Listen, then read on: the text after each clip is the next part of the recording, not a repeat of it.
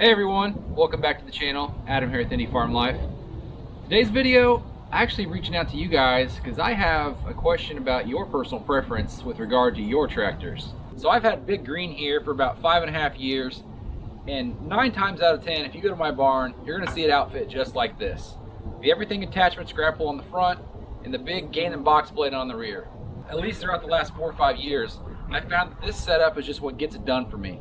Whether it's cleaning up logs and limbs, cutting down trees, or blazing trails in the woods with the Ganon, or leveling ground out by the pond, fixing driveways, the Box Blade and the Grapple are just what I kind of always leave on the machine. So with all that said, I'll give you guys a closer look at the Grapple here in the front and the Ganon Box Blade on the rear. But what I would really like is for this video to serve as a forum where we can all discuss what is most commonly found on all of our tractors, both the front and the rear. So if you would, right now, please comment where you're from, what kind of tractor you have, and if I were to walk into your barn right now, what would be on the front of your tractor and what would be on the rear? My guess is that the answers we get from those guys in northern Canada might be something like a snow pusher or a snow blower, and the guys down in Florida, Southwest Texas, etc. are not going to have that same answer. So post below, let me know, let's start a discussion, and I'll show you guys these implements that I have on here and some of the other ones around the lot. Also, not to be exclusionary, for those of you who don't have a tractor or maybe in the market for a tractor, would like to have a tractor, any of the above, also drop a comment below and let me know what you feel you would be using the most. Okay, so let's take a look at my favorites. On the front here is the Everything Attachments Wicked Root Grapple. This is a 72-inch grapple, weighs about 480 pounds. The dual clamping lids are incredible. This thing's worth its weight in gold. We've used it so much, abused it some, and it's one of those implements that you didn't know how great it was until you had it, and now you'd never live without it. Case in point, stacking up logs like this big log pile. You can't ask for a better thing on the front of the tractor. Good luck with Pallet Forks getting some of those where you want them. And it'd be dangerous too. And they're not paying me to say this, but this has to be the toughest grapple on the market. This thing is built like a tank. And if any of you guys have ever watched Everything Attachment videos, you know that their quality assurance program is top notch, i.e. Ted takes things out and just destroys them, or tries to. And then on the rear here we have a giant Ganon Box Blade that we actually bought from the farmer down the road. I think it weighs in the neighborhood of 11 or 1200 pounds. Very heavy duty, as you can see here. Got a good number of ripper shanks. This thing is fantastic ballast on the rear, and when you couple it with a hydraulic top and tilt kit, which I'll make a video about at some point, this thing works wonders. And I'll demonstrate that top and tilt kit real quick for you just so you have an idea of what I'm talking about. But if you've used any size box blade before, you can imagine when you get one of this size with a good size tractor what kind of things you can accomplish. Also, for those of you guys who are in the market for a tractor, this is one of the best features, being able to control the 3-point here. I don't know if other manufacturers have it, but John Deere does, obviously. Alright, so we got it up. Let me actuate some of this for you here. We'll let the top link out first.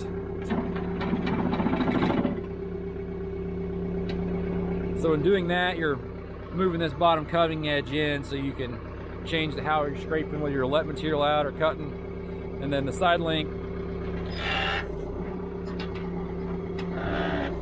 yeah, I'll show you from behind. Cutting swales all day long.